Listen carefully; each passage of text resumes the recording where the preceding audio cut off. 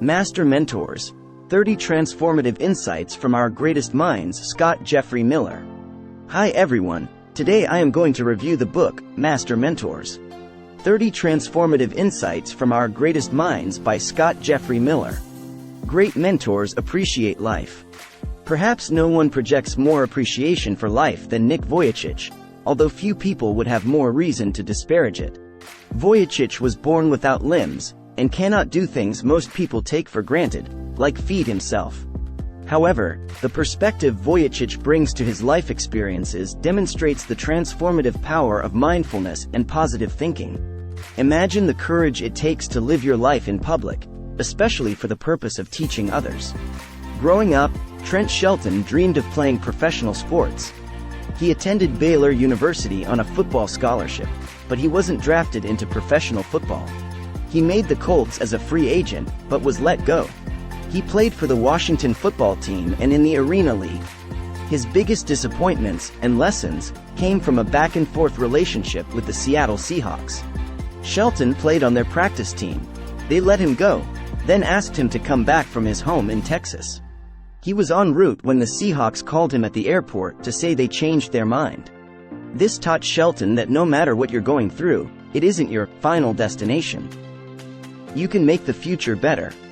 Don't project blame. Own your failures. Leif Babin attended the Naval Academy and wanted to become a Navy SEAL. However, the SEALs did not select him initially. He persisted and only got to go through SEAL training years later. Most who train to be SEALs don't make it. Babin did, and served 3 tours in Iraq. He approaches life and leadership through the principle of extreme ownership. There are no excuses. Leif Babin. He believes you must own your life fully, everything you do and don't do. This can be difficult. Many people look for others to blame. Value those who differ from and disagree with you. The world of business features many extroverts, people who love to talk and who process things in public. In her book, Quiet: The Power of Introverts in a World That Won't Stop Talking, Susan Cain explains the extraordinary contributions introverts quietly make, and how an extroverted culture too often overlooks them. She argues that society must actively value those who encounter the world differently. Some leaders diminish those around them, in order to elevate themselves. In her book Multipliers, Liz Wiseman argues that instead of being a diminisher, a leader should work to be a multiplier. Be aware that you can diminish people inadvertently and work consciously to multiply the power and success of those around you. People like themselves.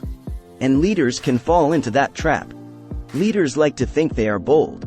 However, prolific, best-selling author Seth Godin argues that too often, people are reckless when they should be fearless. Recklessness carries selfishness within it, while being fearless demands selflessness and compassion. You can measure which quality your actions contain by considering the effect you have on others. Writer M.J. Fiev reminds leaders of another important distinction between efficiency and effectiveness. Efficiency can be addictive. Working harder and faster and getting more done than other people carries rewards. However, when you work with people, being efficient can work against you. Ideally, a leader balances efficiency and effectiveness, churning through commitments when that's what's needed, slowing down to listen when people need attention. Know when to break with common beliefs, habits, and assumptions. Psychologist Susan David helps people become more mindful and aware of their inner thoughts and when those thoughts and emotions differ from facts. Recognizing the distinction between being angry and having angry thoughts creates a space in which people can choose and act more freely. It is human nature to confuse our emotions, opinions, and feelings with facts. Ann Chow is CEO of AT&T Business and co-wrote The Leader's Guide to Unconscious Bias. Chow addresses how something as seemingly simple as asking someone where they are from carries weight, depending on context and motive. The questioner might think they are trying to get to know another person, while that person may feel quizzed or excluded. Asking where someone came from implies they aren't from here. Thoughtful leaders examine their motives and find a different question to ask.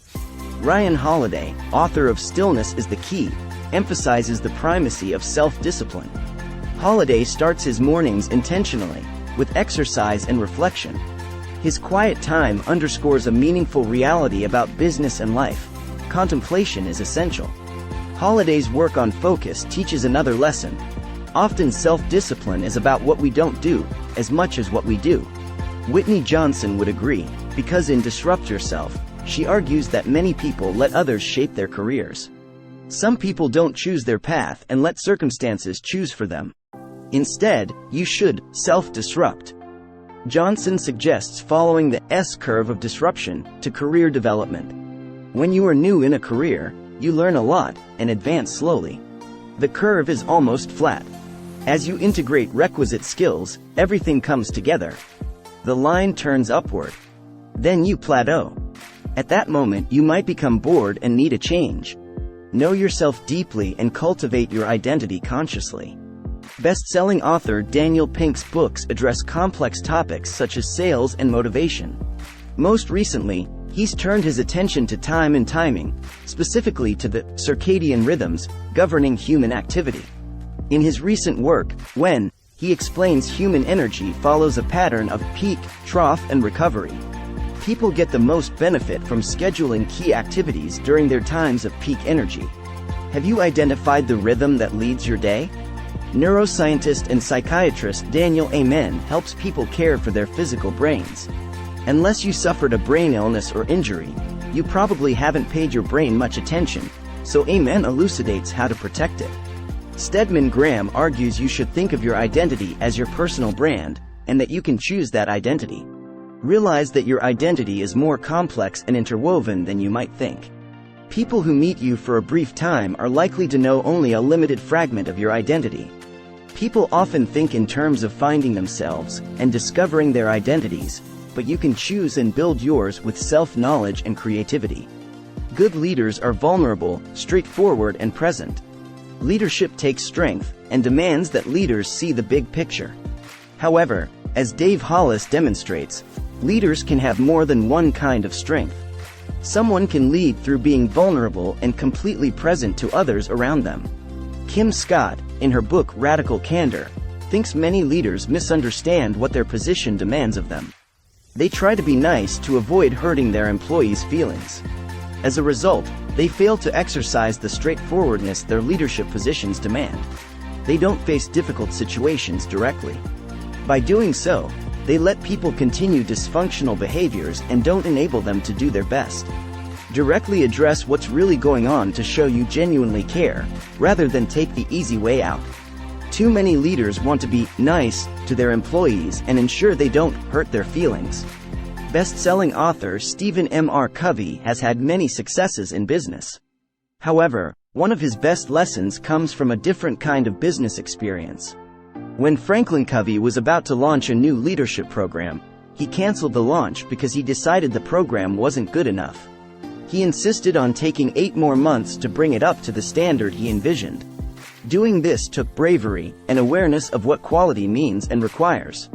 In his book Barking Up the Wrong Tree, Eric Barker argues that what most people believe about success is a combination of myths, inaccuracies, and lies. To truly lead, he says, ask yourself what flawed stories you've been told, and figure out the truth. You must look at the story others tell about you, and retell it in your own words, so you own it. Take the time to describe the story of your life as you want it to be. Connect with people and develop your brand. Bob Whitman, who has held several high-profile management positions, embodies the servant leader. His actions at a 2004 regional sales meeting of Franklin Covey demonstrate this. When a fire disrupted the event, Whitman pitched in to help get the 120 attendees food and a new place to stay. He never stopped until everyone was taken care of.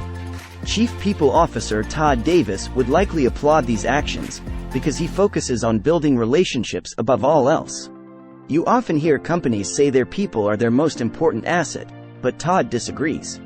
It isn't the people, he says. It is the culture built through the connections among people.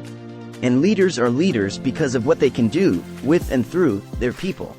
Marketing expert Donald Miller helps people connect by making them aware of their own stories.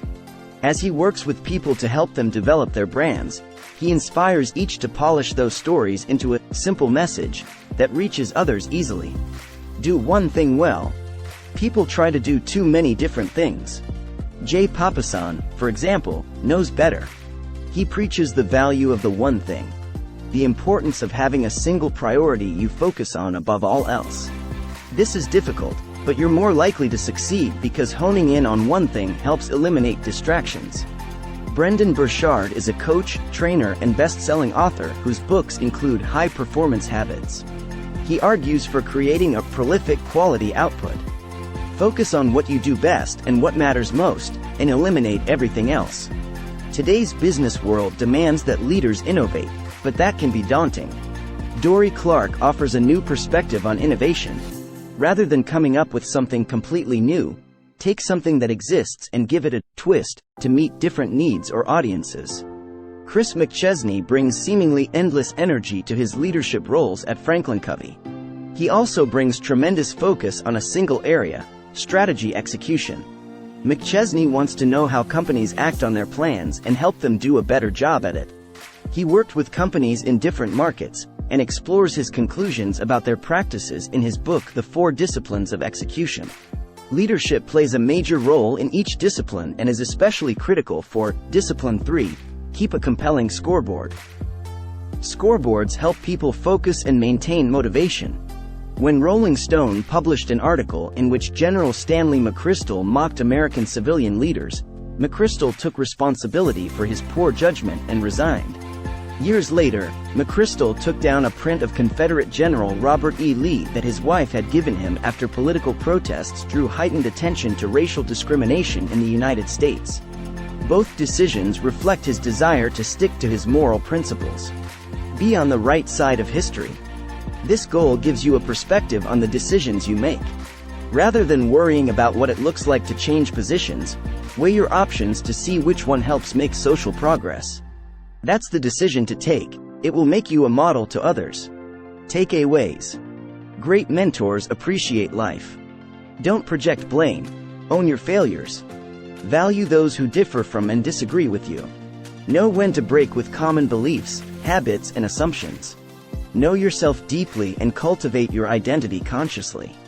Good leaders are vulnerable, straightforward, and present. Connect with people and develop your brand.